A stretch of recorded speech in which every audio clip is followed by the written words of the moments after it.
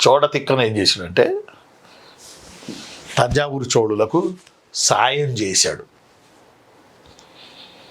అంతకుముందోళ్ళు బిజ్జనుడి పీరియడ్లో కళ్యాణి చాళుక్యులకి సాయం చేస్తూ తంజావూరు చోళులను వేశారు. వేయడం వల్లే వీళ్ళకి నెల్లూరు వచ్చింది. చోడ తిక్కన వచ్చేటప్పటికి సిచ్యువేషన్ మారిపోయింది.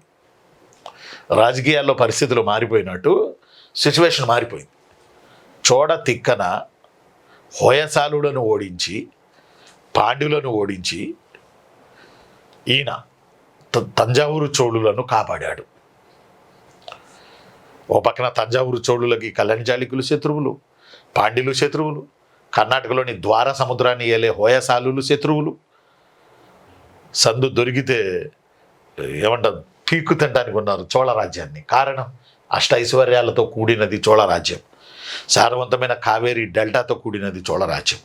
తంజావూరు అంటే చోళుల రాజధాని, క్యాపిటల్ సిటీ. అప్పట్లో చోళుల క్యాపిటల్ సిటీ తంజావూరు. ఎంత గొప్ప హిస్టారికల్ సిటీ తంజావూరు. ఈరోజు కూడా దేవాలయాలు. తంజావూరులో ఒక బృహదీశ్వరాలయం చాలు మనకి. సరే, ఎనీహౌ మనం గమనించాల్సినటువంటి ఇంపార్టెంట్ పాయింట్ ఏంటంటే హోయసాలుల్ని పాండ్యుల్ని ఓడించి చోళ మూడో రాజేంద్రుడిని సింహాసనంపై కూర్చోబెట్టాడు. చోళ మూడో రాజేంద్రుడు అనే ఆయన్ని సింహాసనంపై కూర్చోబెట్టి ఇతను చోళ రాజ్య స్థాపనాచారి అని బిరుదు పొందాడు.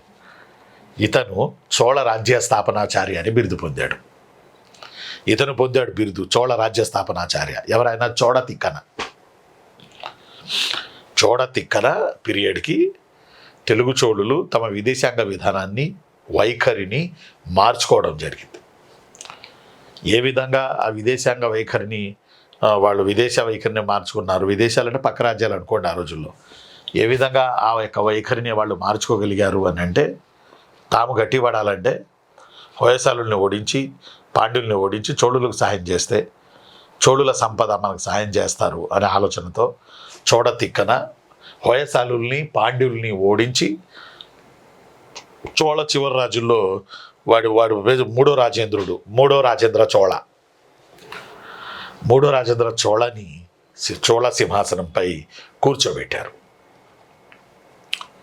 చోళ సింహాసనంపై కూర్చోబెట్టి ఈ రాజు నెల్లూరు తెలుగు చోళుల రాజు, ఈ రాజు చోళ రాజ్య స్థాపనాచారి అని బిరుదు పొందాడు.